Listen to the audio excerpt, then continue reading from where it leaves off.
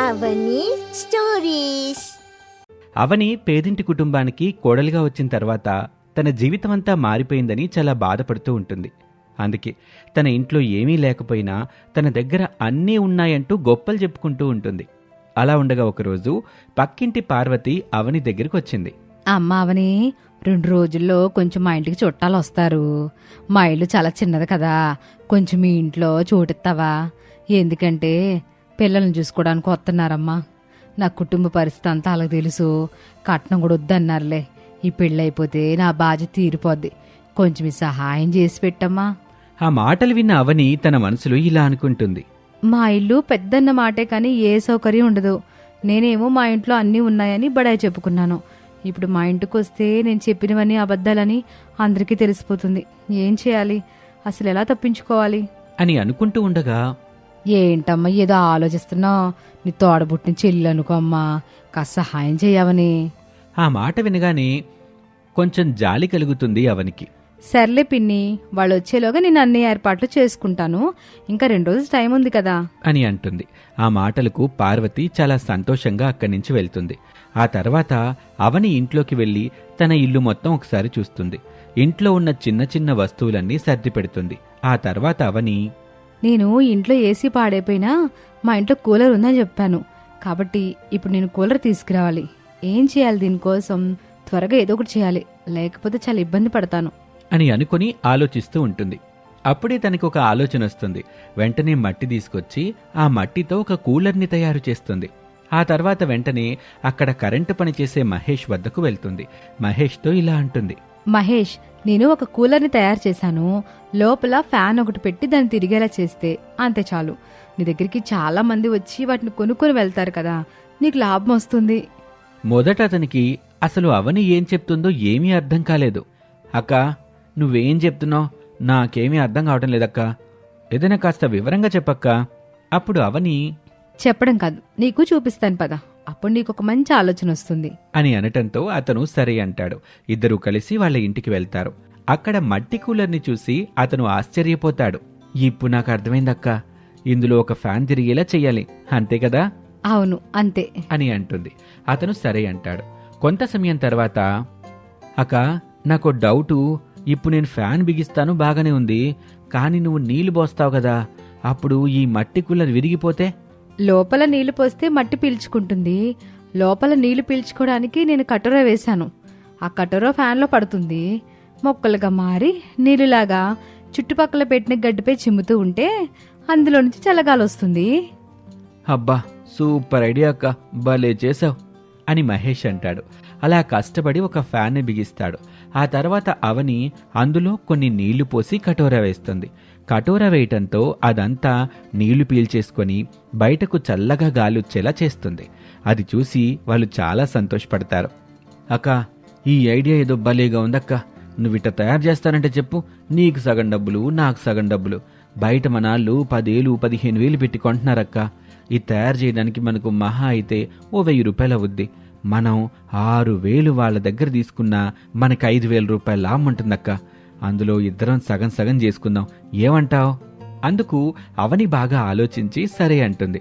అయితే తొందరలోనే నీకు కబురు పెడతానక్క అని చెప్పి మహేష్ అక్కడి నుంచి వెళ్ళిపోతాడు. ఇక 2 రోజులు అది బాగా పనిచేస్తుంది.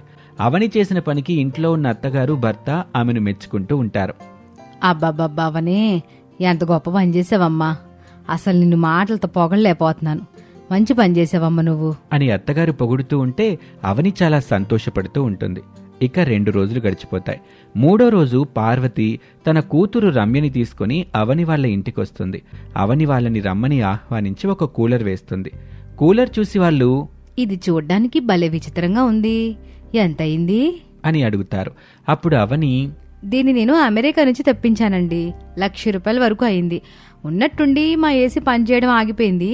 ఇంకా ఈ కూలర్ తెప్పించాల్సి వచ్చింది అని అవని చెప్పటంతో వాళ్ళందరూ 1,00,000 రూపాయలా అని ఆశ్చర్యపోతారు. అన్నట్టు పెళ్ళికొడుకు వాళ్ళు ఎందరూ వచ్చారు? ఊర్లోకి వచ్చారంట. ఇంక 2 నిమిషాల్లో ఇక్కడ ఉంటారు తల్లి. పెళ్ళికొడుకు, తండ్రి, ముగ్గురితో పాటు పంతులు గారు కూడా వస్తున్నారు అని పార్వతి చెప్తుంది. అప్పుడు అవని, అవునా, మా అత్తయ్య గారు బయటికి వెళ్లారు, ఉంటే బాగుండేది. వాళ్ళకి కావలసిన స్వీట్లు అన్నీ కూడా నేను తీసుకొచ్చి పెట్టానమ్మా. వాళ్ళు ఇక్కడికి రాగానే వెళ్ళి తీసుకొస్తాను. వాళ్ళు వచ్చిన తర్వాత తీసుకోవడం ఏంటి పిన్ని? వాళ్ళు చూస్తే ఏమనుకుంటారు? ఇప్పుడే వెళ్ళి తీసుకురా, అన్ని ఏర్పాట్లు చేసేసి ఉంచేద్దాం. అందుకు ఆమె సరే అని చెప్పి తన ఇంటికి వెళ్లి రకరకాల స్వీట్లు తీసుకొచ్చి అవని ఇంట్లో ఉంచుతుంది. కొంత సమయానికి పెళ్లివారు అక్కడికి వస్తారు. వాళ్ళని చూసి సంతోషపడుతూ ఉంటారు. అమ్మాయి అబ్బాయి ఒకరికొకరు బాగా నచ్చటంతో పెళ్లి ముహూర్తాల గురించి మాట్లాడుకుంటూ ఉంటారు. ఇంతలో ఒక్కసారిగా అక్కడున్న మట్టి కూలర్ పగిలిపోతుంది. అది చూసి వాళ్ళందరూ ఆశ్చర్యపోతారు. అప్పుడు పెళ్లికొడుకు తల్లి వాళ్లతో ఇలా అంటుంది, ఎంత ఘోరం జరిగిపోయింది. పెళ్లికి ముందే ఇట్లాంటి ప్రమాదం జరిగిందంటే అమ్మాయి జాతకంలో ఏ లోపం ఉందో ఏమిటో. ఈ పెళ్లి మాకొద్దు అంటూ అక్కడి నుంచి వెళ్ళిపోతూ ఉండగా పార్వతి వాళ్ళని అడ్డుకొని ఇలా అంటుంది, దయచేసి అలా అనకండి. అదేదో ప్రమాదం జరిగింది. అమ్మాయి అబ్బాయి జాతకాలు బాగానే ఉన్నాయని మీరే చెప్పారు కదా, మళ్ళీ ఇప్పుడు ఇలా అంటున్నారేంటి? ఏమో, ఇప్పుడు జరిగిందంతా చూస్తుంటే అలాగే అనిపిస్తుంది. ఈ పెళ్లి జరగడం నాకు అంత శుభంగా అనిపించట్లేదు. అప్పుడు అవని కొంచెం కోపంగా, ఒక విషయం చెప్తాను, ఆగండి. ఇది మట్టితో తయారు చేసిన కూలర్. అది ఎక్కువ కాలం ఉండదు. దాని టైం అయిపోయింది, అలా జరిగింది. దానికి అమ్మాయి జాతకం బాగాలేదు, పెళ్లి జరగకూడదని చెప్తారేంటి? మీకు టైం వస్తే మీరు పైకి పోతారు, నాకు టైం వస్తే నేను పైకి పోతాను. అలాగే కూలర్ కూడా టైం వచ్చింది, పైకి పోయింది. అంతేకాని అపశకునం, దరిద్రం అని ఇక్కడి దాకా వచ్చిన ఆడపిల్ల జీవితాన్ని నాశనం చేయొద్దు. అర్థమైందా? ఆ మాటలకి పెళ్లికొడుకు తల్లి అసలు ఈ పెళ్లి జరగదు అని తెగేసి చెప్తూ ఉంటుంది. అప్పుడు పెళ్లికొడుకు, ఈ పెళ్లి జరుగుతుంది. ఆ అమ్మాయి నాకు బాగా నచ్చింది. నేను ఈ అమ్మాయినే పెళ్లి చేసుకుంటాను. ఇది కేవలం ప్రమాదం మాత్రమే. అయినా మా జాతకాలు బాగా కలిసాయని నువ్వే చెప్పావు కదమ్మా, మళ్ళీ ఇప్పుడేంటి ఇలా అంటున్నావు? ఇది అసలు మంచి పద్ధతి కాదు అంటూ పక్కనే ఉన్న పంతులు గారితో ముహూర్తాలు పెట్టండి అని చెప్తాడు. అప్పుడు పంతులు గారు ముహూర్తం చెప్తాడు. ఆ మాట విని వాళ్ళంతా సంతోషిస్తారు. ఇక అతను 2 రోజుల్లో మంచి ముహూర్తం ఉందని చెప్పడంతో అందరూ సరే అంటారు. పెళ్లికొడుకు తరపు వాళ్ళు అక్కడి నుంచి వెళ్ళి పార్వతి ఇలా అంటుంది, అమ్మా అవనే, బాగా గట్టిగా మాట్లాడి పెళ్లి ఖాయం చేసావు. నీ రుణాన్ని ఎలా తీర్చుకోవాలి తల్లి? మరేం పర్వాలేదు పిన్ని, నేను చేయగలిగింది చేశాను. ఇక మీరు సంతోషంగా వెళ్ళి పెళ్లి ఏర్పాట్లు చూసుకోండి అని అంటుంది. ఇక వాళ్ళు సంతోషంగా అక్కడి నుంచి వెళ్ళిపోతారు. ఆ తర్వాత అవని కూలర్ వైపు చూసి, ఎంతో కష్టపడి చేశాను, నా కష్టం మొత్తం వృధా అయిపోయింది అని అనుకుంటూ ఉండగానే అక్కడికి మహేష్ వస్తాడు. అక్క, 10 కూలర్ల ఆర్డర్ వచ్చిందక్క. అందరూ అసలు ఆ ఫస్ట్ మట్టి కూలర్ ఎలా పనిచేస్తుందో చూపించండి అంటున్నారు. మన దగ్గరున్న మట్టి కూలర్ తీసుకెళ్ళి వాళ్ళకి చూపిద్దాం పదక్క. ఆ మాట వినగానే అవని, ఇంకెక్కడ మట్టి కూలర్ తమ్ముడు, ఇదిగో దాని పరిస్థితి చూడు ఎలా అయిపోయిందో. ఏంటక్కా, ఇలా ఎలా జరిగిందక్కా అని మహేష్ ఆశ్చర్యంగా అంటాడు. అప్పుడు అవని, బాగా నీళ్ళు ఎక్కువైపోయి అలా కరిగిపోయి ఉంటది. పోనీలే, వేరొకటి తయారు చేద్దాం. వాళ్ళు తెలిసి తెలియక నీళ్ళు ఎక్కువ పోస్తే దాని పరిస్థితి కూడా ఇలాగే అవుద్ది. అప్పుడు నన్నందరూ చెప్పులతో కొడతారక్క. ఇక ఈ మట్టి కూలర్ బిజినెస్ పక్కన పెట్టేసి మనం ఇంకేదైనా బిజినెస్ గురించి ఆలోచిద్దాంలే. నా దగ్గర బిజినెస్ ఐడియాలు ఏమీ లేవు, కానీ నన్ను ఇలా వదిలే బాబు. నేను ఏదో రకంగా డబ్బు సంపాదించి మంచి కూలర్ కొనుక్కుంటాను. ఇప్పుడు నాకు బాగా బుద్ధొచ్చింది. ఏంటంటే గొప్పలకు పోతే తిప్పలు తప్పవని బాగా అర్థమైంది అని అవని అంటుంది. మహేష్ ఇంక సరే అక్క వెళ్తున్నానని చెప్పి అక్కడి నుంచి వెళ్ళిపోతాడు. అవని ఇంక చేసేదేమీ లేక అక్కడంతా శుభ్రం చేసుకుని ఉంటుంది. 2 రోజుల తర్వాత రమ్య పెళ్లి ఘనంగా జరుగుతుంది. సంతోషంగా తన అత్తగారింటికి వెళ్ళిపోతుంది. రమ్య పెళ్లికి చాలా బహుమతులు వస్తాయి. ఆ బహుమతులన్నీ కూడా రమ్య తల్లి అవని దగ్గరికి తీసుకొచ్చి ఇలా అంటుంది, అమ్మా అవని, మా ఇంట్లో ఇవన్నీ పెట్టుకోవడానికి అవకాశం లేదమ్మా. ఏసీ, కూలరు, బీరువా, సోఫా సెట్టు, పెద్ద టీవీ అన్నీ 3-4 సెట్లు అమ్మాయికి వచ్చాయమ్మా. తను కొన్ని తీసుకెళ్ళిపోయింది, నీకు కొన్ని ఇమ్మని చెప్పింది. ఆ మాట వినగానే అవని చాలా సంతోషపడుతుంది. ఇవన్నీ నాకెందుకులే పిన్ని, ఇవన్నీ అమ్మేసిన మీకు డబ్బులు వస్తాయి కదా, అవి మీకు ఉపయోగపడతాయి. డబ్బే కావాలంటే నేను ఇక్కడ దాకా వచ్చేదాన్ని కాదు కదమ్మా. నువ్వు నా కూతురులాగా అనుకొని ఇవన్నీ ఇస్తున్నాను. ఇక నువ్వు అందరి ముందు గొప్పగా చెప్పుకోవచ్చు. ఆ మాట వినగానే అవని కంటతడి పెట్టుకుంటుంది. ఆమెకు కృతజ్ఞతలు చెప్పుకుంటుంది. ఇక అవని చేసిన మంచి పని తనకు మంచి చేసిందనుకొని గొప్పలు చెప్పడం మానేస్తుంది. ఉన్న వాస్తవాలు చెప్తూ తన జీవితాన్ని ముందుకు సాగిపోయేలా చేస్తుంది. శాంతపురం అనే గ్రామంలో అనసూయ అరవింద్ దంపతులు ఒక చిన్న ఇంట్లో నివసిస్తున్నారు. వారికి ఒకే ఒక కొడుకు సురేష్. పట్నంలో చదువుకొని ఉద్యోగం చేస్తున్న సురేష్కి అవనితో వివాహం జరిగింది. అవని సిటీలో పెరిగిన అమ్మాయి అయినా అత్తారింటికొచ్చిన తర్వాత పల్లెటూరి వాతావరణానికి అలవాటు పడ్డానికి ప్రయత్నించేది. ఒకరోజు అవని ఇంటి ముందు వరండాలో నిలబడి చూస్తూ ఉంటుంది. అనసూయ లోపల నుంచి బయటకొస్తుంది. ఏంటమ్మా అవని అట నిలబడి ఏం చూస్తున్నావు? సిటీలాగా ఇక్కడ ఉండదమ్మా, ఇది మా పల్లెటూరు. లేదత్తయ్య, ఇక్కడే చాలా ప్రశాంతంగా ఉంది. సిటీలో అయితే ఎప్పుడూ హడావిడిగా ఉంటుంది. ఇక్కడ గాలి కూడా ఎంత స్వచ్ఛంగా ఉందో. అవునమ్మా, అలవాటు పడితే మా పల్లెటూరు వాతావరణం చాలా బాగుంటుంది. అవునత్తయ్య, ఇక్కడికి వచ్చాక నాకు కొంచెం కొత్తగా అనిపించింది. కానీ మీరందరూ చాలా ప్రేమగా చూసుకుంటున్నారు. ఆయన మాకు నువ్వే కదమ్మా ఇప్పుడు కూతురువి. ఈ ఇల్లు కూడా నీదే అనుకో. నీకు ఎట్టా ఉండాలనిపిస్తే అట్టాగే ఉండు. ఏదైనా ఇబ్బందిగా ఉంటే చెప్పడానికి మాత్రం వెనకాడు బాగా. అలాగే అత్తయ్య, కానీ ఈ పల్లెటూరు జీవితం అలవాటు పడ్డానికి నాకు కొంచెం సమయం పడుతుంది కదా. మెల్లిగా అన్నీ అలవాటు అవుతాయాలమ్మా. అనసూయ అవని ఇద్దరూ లోపలికి వెళ్తారు. కొన్ని రోజుల తర్వాత వేసవికాలం రావడంతో పల్లెటూరులో ఎండలు మండిపోతూ ఉంటాయి. మధ్యాహ్నానికైతే అగ్నికుండంలా ఉండేది. అనసూయ ప్రతిరోజు పొద్దున్నే లేచి కట్టెల పొయ్యి వెలిగించి వంట చేసేది. పొయ్యి వేడికి బయట ఎండకు ఆమె ముఖం చెమటతో తడిసిపోయేది. సురేష్ ఆ వేడిని చూసి లోపల బాధపడేవాడు, కానీ ఏమీ చేయలేకపోయేవాడు. అమ్మా, ఇంకా వంట చేస్తున్నావా? నీకు చాలా ఇబ్బందిగా ఉందేమో. ఏం చేయనయ్యా, తప్పదు కదా.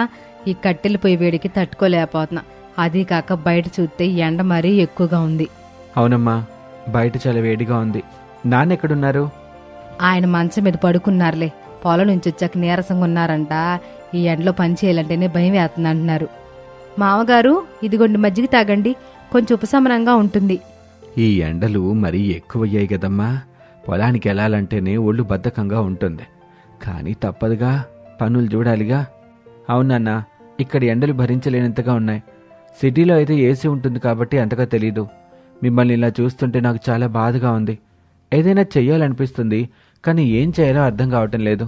ఏం చేస్తావులే నాయనా, ఇది మన పల్లెటూరు కదా, ఇట్టాగే ఉంటది ఇక్కడ. అలవాటు పడాలి అంతే. నిజమే అత్తయ్య, ఈ వేడిని తట్టుకోవడం చాలా కష్టంగా ఉంది. ఏదైనా ఉపాయం ఉంటే బాగుంటుంది కదా. అవని పల్లెటూరుకొచ్చి 2 నెలలైంది. సిటీలో ఏసీ గదుల్లో ఉండే ఆమెకు ఈ వేడి చాలా ఇబ్బందిగా ఉండేది. అత్తమామలు పడుతున్న కష్టం చూసి ఆమె మనసు కలత చెందేది. ఒకరోజు మధ్యాహ్నం భోజనం తర్వాత అందరూ వరండాలో కూర్చొని మాట్లాడుకుంటూ ఉంటారు. ఈ ఎండలు ఎప్పుడు తగ్గుతాయో ఏమో. ఉదయం పూట పనులు చేసుకుంటేనే ఏదోలా ఉంటుంది. మధ్యాహ్నం అయితే బయటికి కదలాలంటేనే భయం వేసిపోతుంది. అవని, నీకు చాలా ఇబ్బందిగా ఉందేమో కదమ్మా ఈ వేడికి. కొంచెం ఇబ్బందిగానే ఉందత్తయ్య, కానీ మీరిద్దరూ ఇంత కష్టపడుతుంటే చూస్తూ ఉండలేకపోతున్నాను. నాకు ఒక ఆలోచన వచ్చింది. ఏంటమ్మా అది? చెప్పు. మన ఇంటి ముందు ఇంత ఖాళీ స్థలం ఉంది కదా, అక్కడ ఒక చిన్న పాక వేసుకుంటే ఎలా ఉంటుంది? పాక? దానివల్ల ఏం ఉపయోగం ఉంటుందమ్మా? దాని చుట్టూ కొన్ని మట్టి కుండల్లో నీళ్లు పెడదాం. కొన్ని పూల మొక్కలు అవి వేస్తే ప్రదేశం చల్లగా ఉంటుంది. అప్పుడు మీరు పొలం నుంచి వచ్చినప్పుడు అక్కడ కాసేపు విశ్రాంతి తీసుకోవచ్చు. మీరు కూడా మధ్యాహ్నం భోజనం చేశాక కాసేపు అక్కడ కూర్చుంటే వేడి తగ్గుతుంది కదా. నిజమే కదమ్మా, మంచి ఆలోచనే. ఈ వేడి కొంచెం ఉపశమనంగా ఉంటది. కానీ ఆ పాక వేయటానికి ఖర్చు ఉద్యమో కదమ్మా అవని. ఎక్కువ ఖర్చు ఉండదు మావయ్య. ఇక్కడ దొరికే వెదురు కర్రలు తాటి ఆకులతోనే చేసేయచ్చు. అవని చెప్పింది బాగానే ఉంది. ఈ ఎండలో కాస్త నీడుంటే మనకు కూడా బాగుంటది కదా. సరే, మీ ఇష్టం అయితే. మీ ఇద్దరికి దోచినట్టు చెయ్యండి. కాస్తంత చల్లగా ఉంటే నాకు హాయిగా ఉంటుంది. చాలా సంతోషం మావయ్య. రేపు నుంచి మనం పని మొదలు పెట్టేద్దాం. చివరకు అరవింద్ ఒప్పుకున్నాడు. మరుసటి రోజు ఉదయం, సురేషు, పదరా, అవని చెప్పినట్టు పాక వేయటానికి కావాల్సిన వెదురు కర్రలు తెచ్చుకుందాం. ఊరి చివర మావయ్య తోటలో మంచి కర్రలున్నాయంట. పదనాన్న, అవని నువ్వు కూడా వస్తావా? మీరు వెళ్ళరండి, ఇక్కడుండి నేను ఎలా చేయాలో చెప్తాను. మీరు వాటిని తెస్తే సరిపోతుంది. సురేష్, అరవింద్ కలిసి ఊరి చివర ఉన్న తోట నుంచి మంచి వెదురు కర్రలు తెచ్చారు. ఇంటికి రాగానే, ఇదిగో అవని, నువ్వు చెప్పినట్టు చాలా బలమైన కర్రలు తీసుకొచ్చాం. ఇవి సరిపోతాయా? ఇవి చాలా బాగున్నాయండి. చాలా చక్కగా వచ్చిందమ్మా ఈ పాక.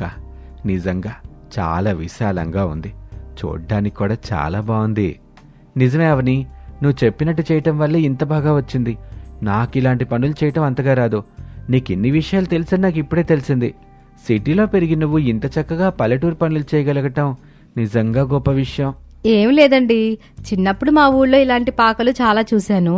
మా తాతయ్యే స్వయంగా చేసేవారు. అప్పుడు చూసి నేర్చుకున్నానండి. మీరందరూ సహకరించారు కనుక ఇంత బాగా వచ్చింది. అవని, భలే ఆలోచన చేసావమ్మా. ఈ ఎండలో చాలా ఉపయోగపడుతుంది. అవునత్తయ్య, మీ పనులయ్యాక ఇక్కడ కాసేపు విశ్రాంతి తీసుకోవచ్చు. కాస్త చల్లగా కూడా ఉంటుంది కదా. నిజమే అనసూయ, ఈ పాక చూస్తుంటే చాలా సంతోషంగా ఉంది. అవని మన కోడలు కావటం మన అదృష్టం. ఇంత మంచి ఆలోచన చేసి వెంటనే చేసి చూపించింది. అవునన్న, ఆఫీస్ నుంచి అలసిపోయి వచ్చినప్పుడు ఇక్కడ కూర్చుంటే ఎంత హాయిగా ఉంటుందో ఊహించుకుంటేనే ఎంత బాగుందో. మీ అందరికీ నచ్చితే నాకు అదే సంతోషం. రేపు దీని చుట్టూ కుండలు పెట్టి కొన్ని పూల మొక్కలు కూడా నాటేద్దాం. అప్పుడు ఇంకా అందంగా ఉంటుంది. మంచి ఆలోచన అవని, తప్పకుండా చేద్దాం. అలా వాళ్ళంతా మాట్లాడుకుంటూ ఉంటారు. మరుసటి రోజు అవని తన సొంత డబ్బుతో కొన్ని మట్టి కుండలు కొని తీసుకొస్తుంది. ఏంటమ్మా ఇవి?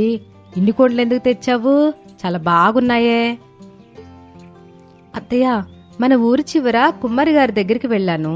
అక్కడ చాలా మంచి కుండలున్నాయి. మనం వేసిన పాక చుట్టూ ఈ కుండల్లో నీళ్లు నింపుదామని తెచ్చాను. నీళ్లు నింపడానికా? దానివల్ల ఏం ఉపయోగం ఉంటదమ్మా? అత్తయ్య, మట్టి కుండల్లో నీళ్లు చాలా చల్లగా ఉంటాయి కదా. మనం వాటిని పాక చుట్టూ పెడితే ఆ ప్రదేశం కూడా కాస్త చల్లగా ఉంటుంది. వేడిగాలులు కుండల్లోకి నీటిని తాకి చల్లబడి పాకలోకి వస్తూ ఉంటాయి. అప్పుడు మనకి ఎంత హాయిగా ఉంటుంది. భలే ఆలోచన వచ్చిందమ్మా నీకు.